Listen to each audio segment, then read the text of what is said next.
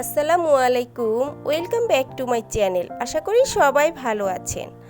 আজ আবারও একটি রেসিপি নিয়ে হাজির হয়ে গেছি। আজ তৈরি করে দেখাবো হোমমেড জিলাপি। 1 কাপ ময়দা দিয়ে খুব সহজেই দোকানের মতো কিভাবে রসে ভরা টইটুম্বুর জিলাপি তৈরি করা যায় সেটি আজকে আপনাদের সাথে শেয়ার করব। আমার রেসিপিটি ফলো করে একবার হলেও বাসায় তৈরি করবেন, আশা করি নিরাশ হবেন না। চলুন তাহলে জিলাপির রেসিপিটি দেখে নেই। এখন একটি বোলের মধ্যে নিয়ে নিব 1 কাপ ময়দা, 1/3 কাপ চাউলের গুঁড়া, 1/3 কাপ বেসন, সামান্য একটু খাবার সোডা, স্বাদ মতো লবণ দিয়ে শুকনো উপকরণগুলো ভালোভাবে একটি হ্যান্ড বিটার দিয়ে ভালোভাবে মিশিয়ে নিতে হবে।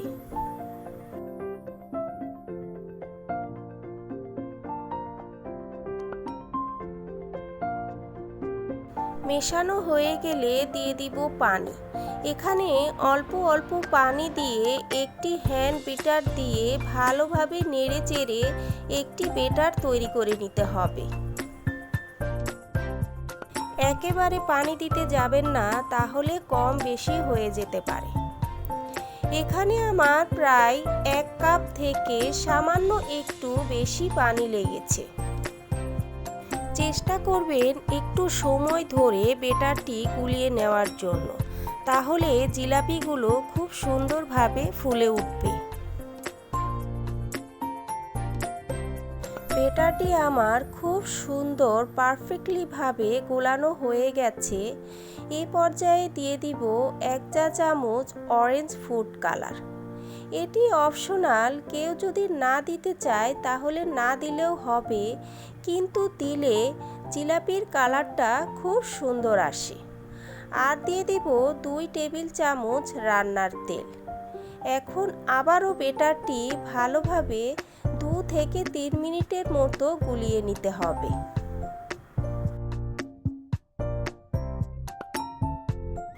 গোলাটি আমার তৈরি হয়ে গেছে। এখন আমি এরকম একটি সচের বোতলের মধ্যে গোলাটি ঢেলে নিব। আশা করি এরকম সচের বোতল সকলের বাড়িতেই আছে, আর যদি না থেকে থাকে তাহলে আপনারা পাইপিং ব্যাগের মধ্যে ভরেও জিলাপি তৈরি করতে পারেন। ভরা হয়ে গেলে ভালোভাবে বোতলের মুখটা লাগিয়ে একটি সাইডে রেখে দিব। এখন আমরা চিনির শিরাটি তৈরি করে নিব।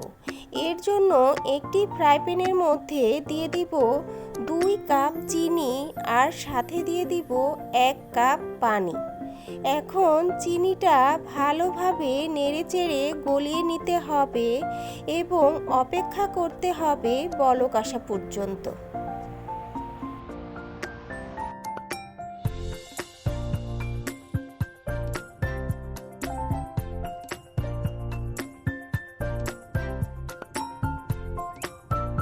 চিনির শিরাটির বলক চলে এসেছে। এ পর্যায়ে দিয়ে দিব 1 চা চামচ গোলাপ জল আর দিয়ে দিব 1.5 টেবিল চামচ লেবুর রস। লেবুর রসটা অবশ্যই দেওয়ার চেষ্টা করবেন। অনেক সময় দেখা যায় চিনির শিরাটা ঠান্ডা হয়ে গেলে চিনির মতো দানা দানা হয়ে যায়। লেবুর রসটা দেওয়ার ফলে ওই রকম চিনির মতো দানা দানা হবে না। চিনির শিরাটা বেশি সময় ধরে জাল করার প্রয়োজন নেই।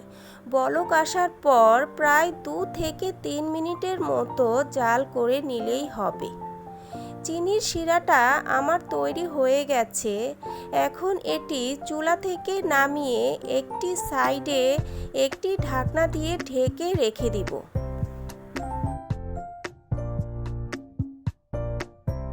এখন আমরা জিলাপিগুলো ভেজে নিব। এর জন্য চুলায় একটি ফ্রাই প্যান বসিয়ে দিয়েছি। দিয়ে দিব পর্যাপ্ত পরিমাণে তেল। তেলটাকে হাই হিটে গরম করে নিতে হবে। এরপর এক এক করে জিলিপির মতো করে পেঁয়াজ দিয়ে দিতে হবে।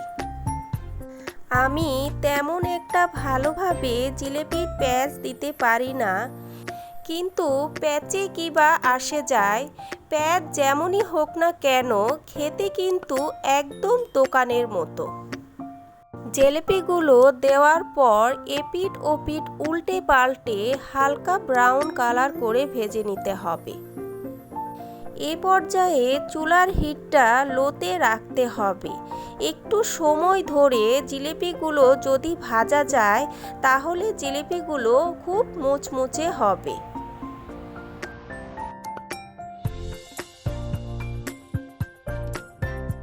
জিলিপিগুলো আমার ব্রাউন কালার হয়ে গেছে, তার মানে জিলিপিগুলো আমার হয়ে গেছে।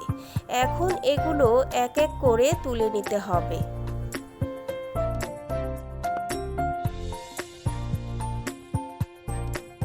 এরপর তৈরি করে রাখা চিনি শিরার মধ্যে জিলিপিগুলো চুবিয়ে নিতে হবে। জিলিপিগুলো প্রায় 1 থেকে 2 মিনিটের মতো চিনি শিরার মধ্যে চুবিয়ে নিলেই হয়ে যাবে। এরপর চিনি শিরা থেকে জিলিপিগুলো তুলে নিতে হবে।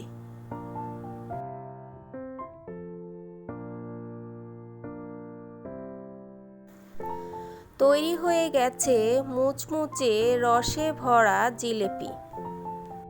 জিলিপিটা দেখতে কি সুন্দর লোভনীয় হয়েছে।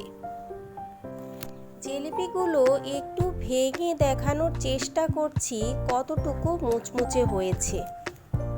আপনারা সাউন্ড বুঝতে পাচ্ছেন কি না জানি না, কিন্তু সত্যি অনেক মুচমুচে হয়েছে। রেসিপিটি কার কার কাছে ভালো লেগেছে, যদি ভালো লেগে থাকে তাহলে চ্যানেলটি সাবস্ক্রাইব করে দিবেন, আর ভিডিওতে একটি লাইক এবং বেশি বেশি শেয়ার করে দিবেন। আল্লাহ হাফেজ।